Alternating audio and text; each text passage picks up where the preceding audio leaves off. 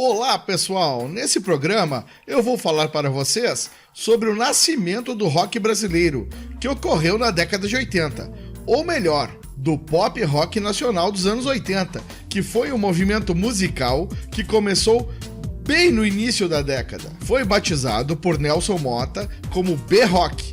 É caracterizado por influências variadas, como a New Wave, o punk, o pop e, em alguns casos, ritmos como o reggae. As letras das músicas falam na maioria das vezes sobre amores, sejam eles perdidos ou bem-sucedidos, e algumas temáticas sociais. A maioria das bandas falava desses assuntos, sem deixar a música pesada emocionalmente. Essas temáticas eram abordadas muitas vezes em tom de brincadeira, outra característica marcante do movimento. Além disso, o visual também era próprio da época. Cabelos armados, gel, roupas coloridas e extravagantes completavam o figurino de muitas bandas do movimento. Tudo isso tinha influência principalmente de bandas do rock inglês e americano da mesma época, como The Cure, banda inglesa, e Kiss, banda americana, para citar alguns exemplos. E aproveitando que você não está fazendo nada, deixe o seu joinha aí embaixo, se inscreva no canal e ative as notificações clicando nesse sininho. Só assim você vai saber quando eu postar um vídeo novo no canal. Aqui, toda semana eu posto um vídeo novo sobre os extraordinários anos 80. Roda a vinheta do canal.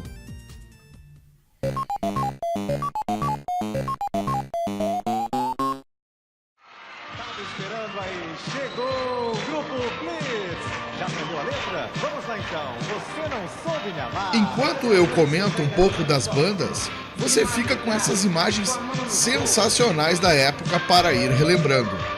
O começo do movimento B-Rock deu-se no surgimento da banda Blitz, com o grande sucesso da música Você Não Soube Me Amar, de 1982. Essa banda tinha integrantes como Lobão, Evandro Mesquita e Fernanda Abreu, hoje artistas conhecidos e famosos no Brasil. A Blitz lançou produtos como revistas em quadrinhos e álbuns de figurinhas para crianças, devido à popularidade com esse público específico. O auge da banda acontece em 1985, no show do Rock in Rio. Liderada por Evandro Mesquita, a Blitz tinha como característica marcante as performances teatrais no palco, como uma grande brincadeira que animava o público que comparecia aos shows. A apresentação não era só musical, reunia música e muita interpretação, o que tornaria o show da banda um referencial de espetáculo entre os músicos que começavam a surgir. O sucesso da Blitz foi a porta de entrada para outras bandas que ensaiavam escondidas em suas garagens. Enquanto surgia a Blitz, nos estados de São Paulo, Rio de Janeiro, Rio Grande do Sul e Brasília, pipocavam bandas no início dos anos 80. No sudeste do país, o Rio de Janeiro revelou vários conjuntos. A maior atração desse começo de ano no Rio, o circo voador montado no arpoador. Circo Voador, local que se tornou o berço de várias bandas que estouraram naquela época, revelaram Paralamas do Sucesso, Kid Abelha e os Abóboras Selvagens, Gangue 90, Barão Vermelho, entre outras. Destas, as que tiveram mais destaque e continuam tocando e fazendo relativo sucesso até hoje são os Paralamas, Kid Abelha e Barão Vermelho. As três bandas citadas reúnem muitas das características já mencionadas do rock da época. Uns dizem que é samba, outros que é uma mistura entre o rock e os mais diferentes ritmos latinos, como a salsa, o calypso e o reggae. E aqui está a mais Os nova Paralamas do musical, Sucesso, Os por Paralamas exemplo, do Sucesso, apostaram Alagados. com ênfase nas músicas do disco Selvagem, de 1986, na mistura do rock com o reggae e ritmos africanos. Tudo isso adicionado a um apelo pop influenciado pelo rock inglês da época, formou um tipo de som considerado revolucionário pelo público e a crítica daqueles anos. Estas características podem ser vistas em músicas como Alagados e A Novidade. A banda também mostrou, principalmente no disco anterior, O Passo do Louie, muitas influências da banda inglesa The Police.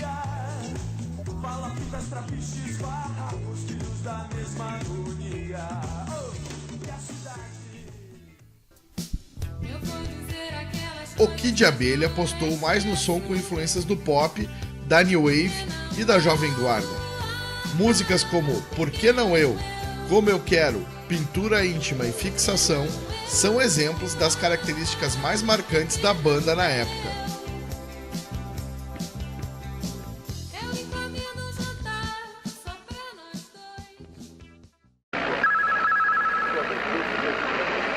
É hora de rir, cantar e dançar com o conjunto que mais cresceu em prestígio e popularidade este ano, o Barão Vermelho, Maior Abandonado.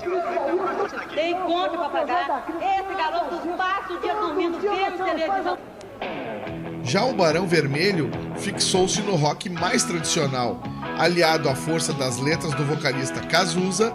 No início da banda, no começo da década de 80, as principais influências eram os blues e o rock and roll clássico de bandas como Rolling Stones. Canções como Maior Abandonado, Bete o Balanço, ainda com Cazuza na banda, e Pense e Dance, com Roberto Frejá assumindo os vocais depois da saída de Cazuza em carreira solo, são sucessos do Barão Vermelho na época.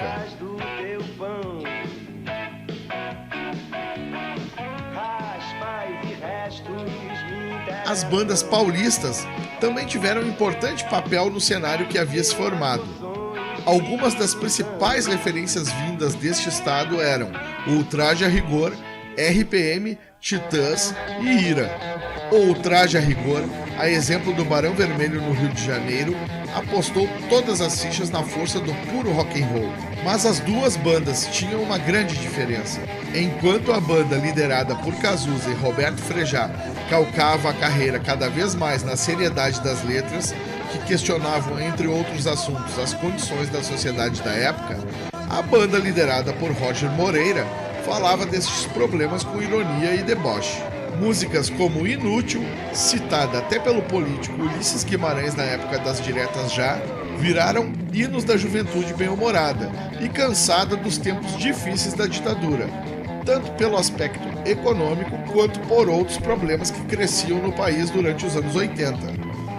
Agora uma curiosidade, o riff de guitarra da música Inútil foi composto pelo guitarrista da banda na época, Edgar Escandurra, que depois se tornaria guitarrista e principal compositor do Ira. Influenciados pelo punk rock e pelo rock mais pesado, Ira e Titãs trilharam caminhos parecidos naquela década. Ambas tiveram como característica os altos e baixos nos números de vendas de discos. Além disso, há uma curiosidade que liga especialmente as duas bandas. Em 1985, Titãs e Ira trocam de bateristas, saindo Charles Gavin do Ira e indo para o Titãs, e André Jung fez a trajetória inversa. Os bateristas mantiveram a troca até os dias de hoje.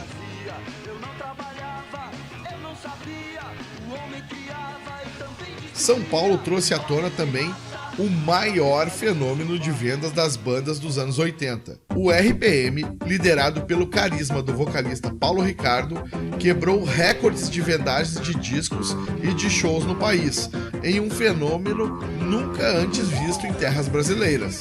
Faixas como Rádio Pirata, Louras Geladas, Olhar 43 e A Cruz e a Espada do primeiro disco da banda, Revoluções por Minuto, foram sucessos em rádios de todo o Brasil. Para aproveitar o sucesso, um ano depois do primeiro disco, eles lançaram Rádio Pirata ao vivo. As versões ao vivo de músicas já consagradas do primeiro álbum, mais faixas inéditas como Alvorada Voraz e covers como London London de Caetano Veloso, agradaram em cheio o público, fazendo com que o álbum vendesse 2,2 milhões de cópias. As características da banda são baseadas na mescla de teclados, sintetizadores, guitarras e baterias eletrônicas em alguns momentos, aliados ao vocal carismático de Paulo Ricardo, que virou símbolo sexual da época.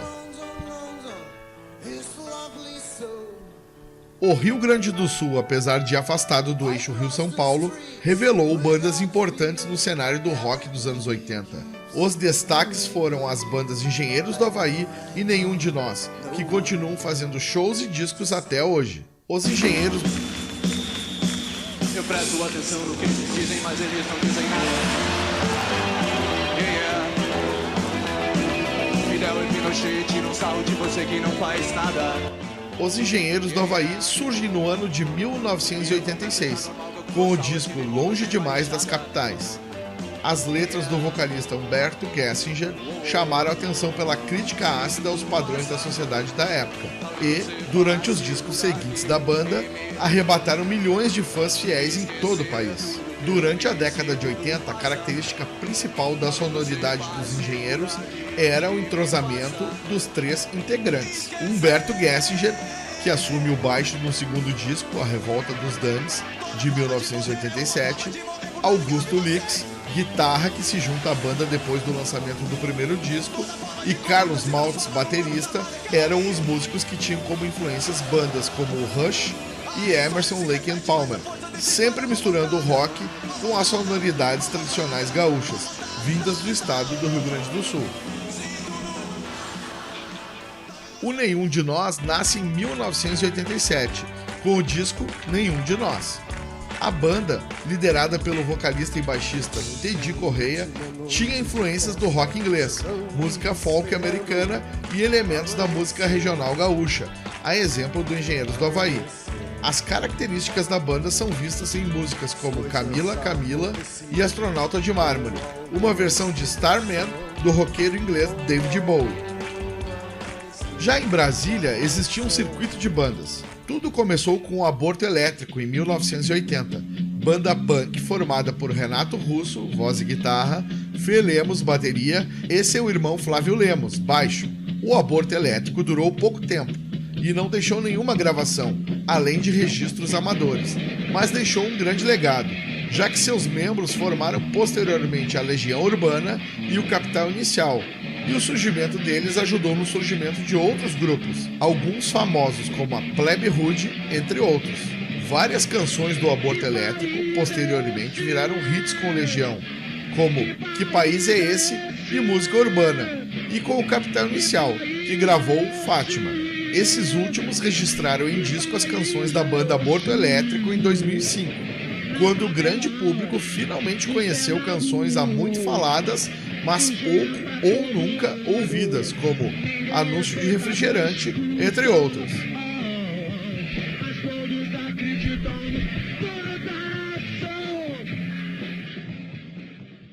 O disco está saindo agora, mas uma das canções todos os fãs do grupo já conhecem. E olha que é um bocado de gente. Afinal, cada show do Legião Urbana, em qualquer lugar do Brasil, costuma reunir milhares de jovens. Com o estouro da Legião Urbana, Plebe Rude e Capital Inicial no meio dos anos 80, as gravadoras foram atrás de mais bandas de Brasília. E por falar nos Paralamas, é bom lembrar que no começo muitos pensaram que eles eram de lá, já que seus integrantes se conheceram realmente na capital federal. Mas a banda foi na verdade formada no município fluminense de Seropédica, em 1983. Mas a importância dos Paralamas para a cena musical de Brasília é enorme, já que no primeiro disco do grupo havia um cover de Química e uma parceria de Herbert Viana e Renato Russo na música O Que Eu Não Disse. Herbert também produziu a estreia da Plebe Rude. Hoje em dia, há uma movimentação que mostra algumas bandas de B-Rock voltando ativa, mesmo que apenas para shows. O saudosismo do público com os artistas da década perdida colabora para que a onda dos anos 80 esteja mais forte do que nunca, marcando inúmeros lançamentos de coletâneas de discos e livros sobre aqueles tempos maravilhosos.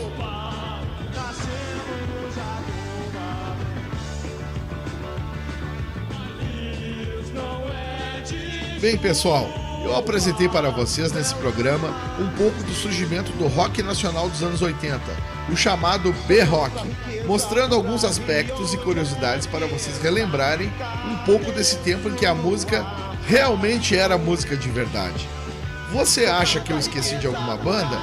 Tem algo para dizer de alguma que eu citei aqui? Comente aí embaixo, eu sempre respondo a todos os comentários.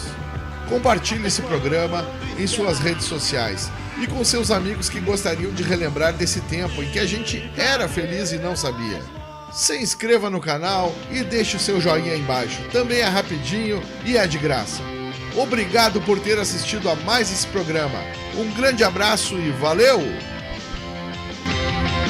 Toda essa curiosidade que você tem do que eu Eu